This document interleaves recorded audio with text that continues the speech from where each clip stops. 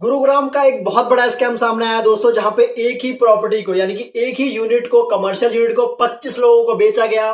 और लोग इतने अंधविश्वास में हो गए थे ब्रांड के नाम पर कि लोगों ने प्रॉपर्टी वेरिफिकेशन नहीं करा, सिर्फ एग्रीमेंट के थ्रू ही वो उस यूनिट को परचेस करते रहे और ये स्कैम बढ़ते बढ़ते 500 करोड़ का पहुंच गया।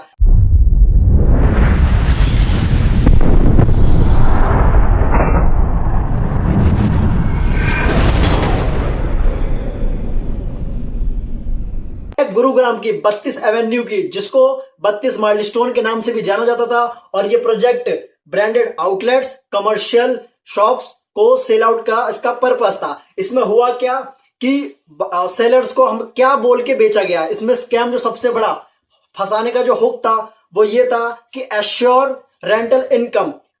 शुरू के कुछ मंथ तक यानी कि 2-3 मंथ तक लोगों को फंसाने के लिए उनको अच्छा रेंट प्रोवाइड कराया गया, उनकी रेंटल इनकम अच्छी हुई। और ये देखते ही देखते लोगों ने सिर्फ एग्रीमेंट टू सेल पर ही कई लोगों ने कैसे भरोसा किया। सबसे पहला ब्रांड का भरोसा, दूसरा कुछ लोगों का ये होता है कि अगर सब इन्वेस्ट कर रहे हैं तो प्रॉपर्टी अच्छी है, हम भी इन्वेस्ट कर लेते हैं, तो बिना वेरिफिकेशन के इन्वेस्ट कर दिया गया। हुआ क्या, 25 लोगों को सेम यूनिट यानी कि 24 नंबर जो कमर्शियल शॉप थी, लगभग 3000 स्क्वायर फीट की थी, सेम यूनिट 25 लोगों को सेल आउट कर दी गई।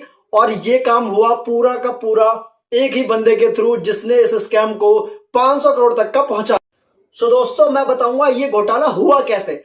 और पुलिस का ये कहना है, पुलिस EOW ने जब इसकी छानबीन की तो उन्हें ये पता लगा कि यूनिट नंबर 24 सेक्टर 15 लगभग 3000 स्क्वायर फीट से ज्यादा, इसमें क्या हुआ, 25 बायर से ज्यादा को ये सेल आउट कर दिया गया। और ये हुआ कैसे, इसकी कोई रजिस्ट्री नहीं कराई थी, कोई लीज डीड नहीं थी, सिर्फ एग्रीमेंट के थ्रू। आप खुद ही एक अनुमान लगाइए, आपके मन में ये डाउट जरूर आना चाहिए। अगर मैं किसी भी यूनिट को परचेज कर रहा हूं तो आपको ये पहले पता होना चाहिए कि उसका पहला ओनर कौन है।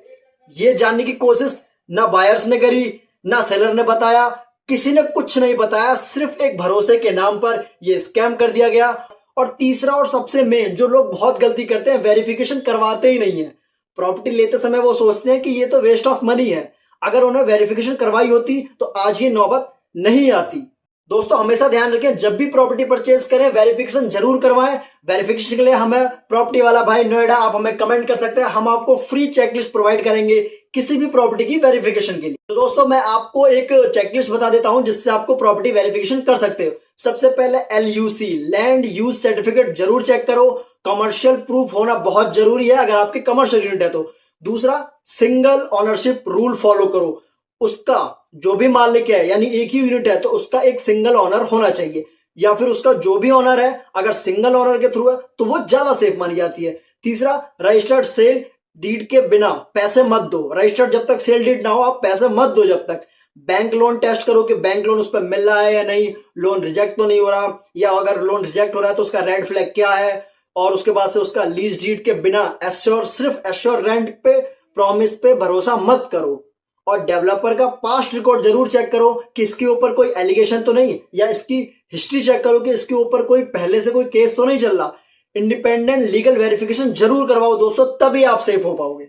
सो दोस्तों, ये स्टोरी रियल स्टोरी आई है 32 एवेन्यू की। आज ये प्रोजेक्ट है, कल को कोई और प्रोजेक्ट भी हो सकता है। तो दोस्तों, कभी भी इमोशन पे या सिर्फ ब्रांड के भरोसे डिसीजन ना ले। प्रॉपर्टी लेते समय हमेशा वेरिफिकेशन जरूर करवाएं, फुल चेकलिस्ट जरूर चेक करें। अगर आप वेरिफिकेशन चाहते हैं तो हम आपको free of cost checklist provide करेंगे। आप सिर्फ हमें कमेंट करें या DM करें, हम आपको पूरी चेकलिस्ट बता देंगे, आपका पैसा बिल्कुल सेफ हो जाएगा। ऐसी और भी गाइडेंस के लिए आप हमें फॉलो कर सकते हैं, प्रॉपर्टी वाला भाई नोएडा। धन्यवाद।